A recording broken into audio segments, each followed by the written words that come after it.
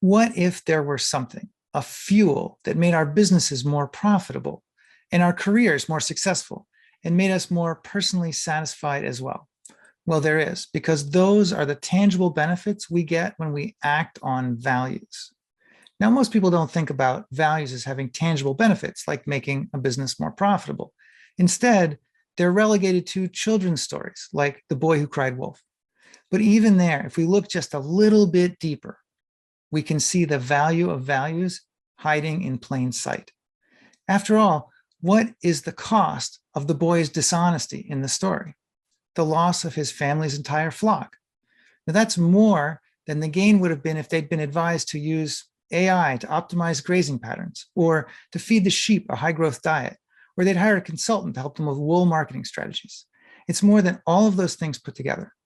That's the cost of the lack of values in that case.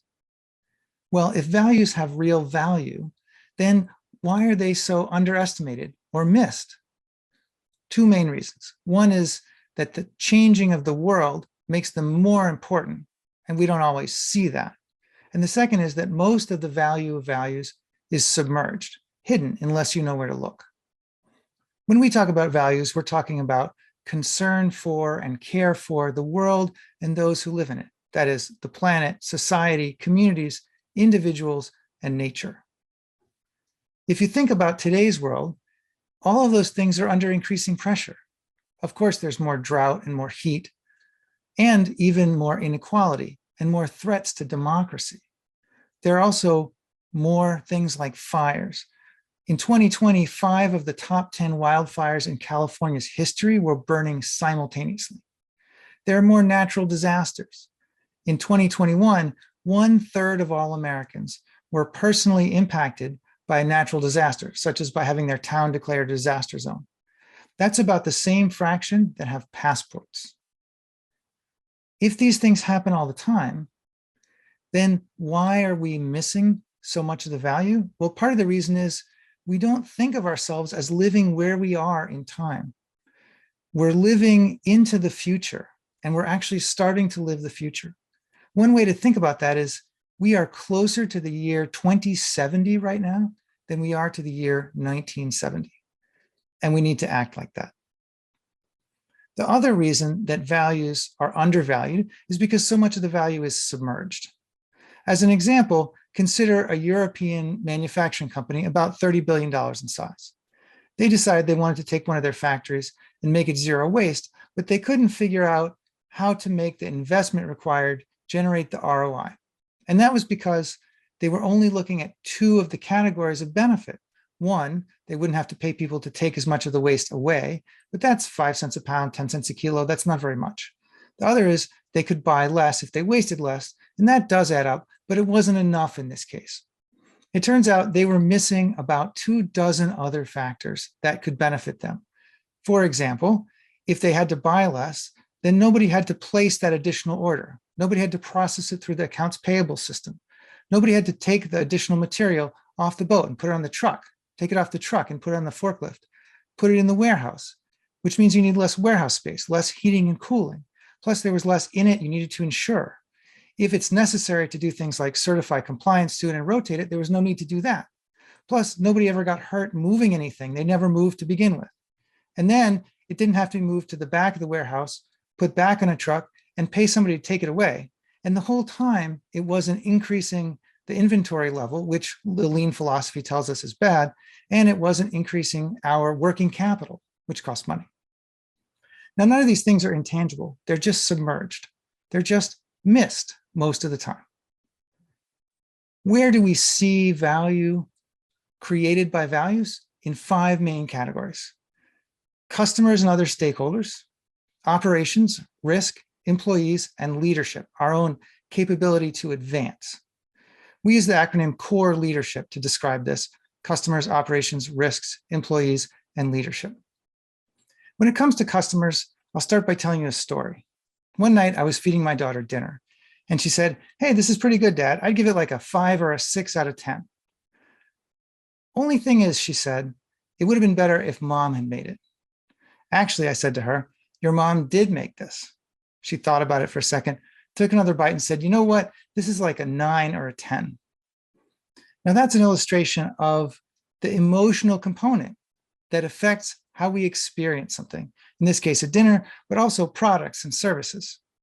A company that makes household cleaners and things like that found that those who knew about their work to combat the climate crisis not only reported the product working better, but even smelling better. It even affected their sensory experience of the product.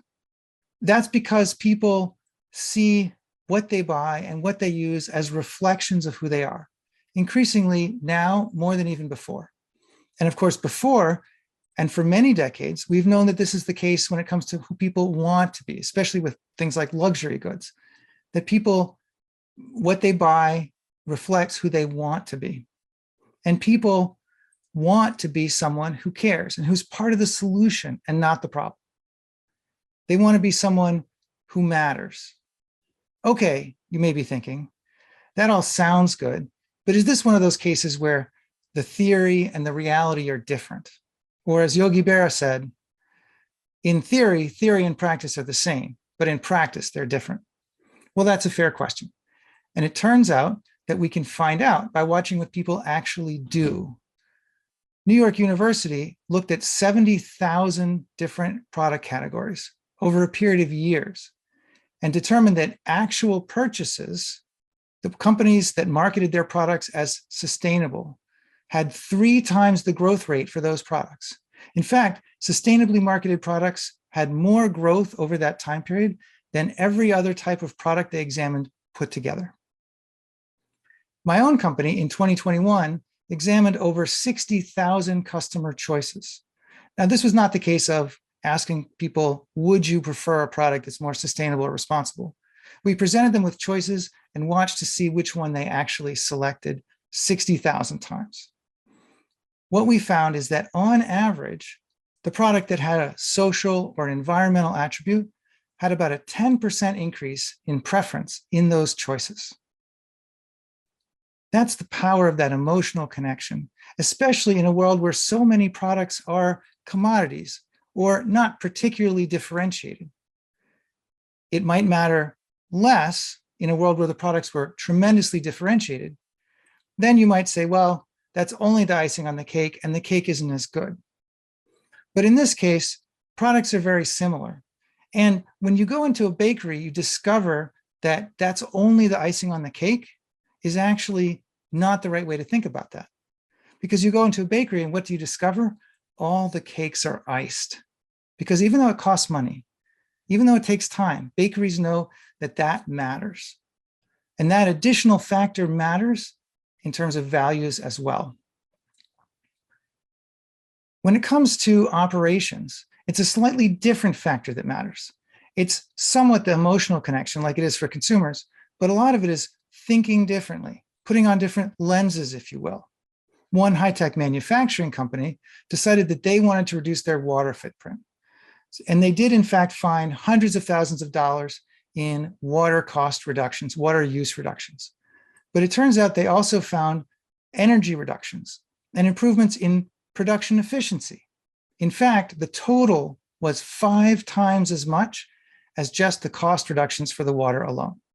And that's because they put on different lenses driven by their values and they saw different things. Now, those lenses also matter when it comes to risks, because today's world, a lot of the risks are things that are newer and more values related. My company looked at 30 key megatrends driving the decade we're in today. We looked at dozens of different sources, 90% of which had nothing to do with social or environmental responsibility. Sources like McKinsey, the EU, accounting firms, and so on. And what we found is across all those sources, the number one megatrend driving the decade we're in today is the climate crisis, the need to respond to it, to anticipate it, and adapt to it. In fact, almost half of the top 10 were social and environmental related issues, values related issues. As an example, this one woman that I know who's a sustainability expert was talking to a company she's on the board of in December 2019.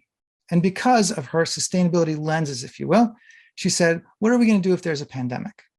Well, that conversation saved the company when COVID hit.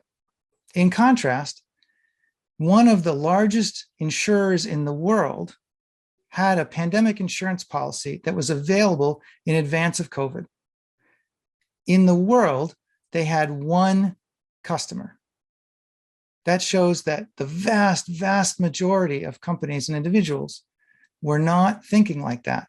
They didn't have those lenses on, and so they fell victim to those risks. Employees are kind of like customers.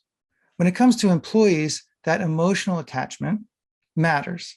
And they're kind of like operations because they also think differently.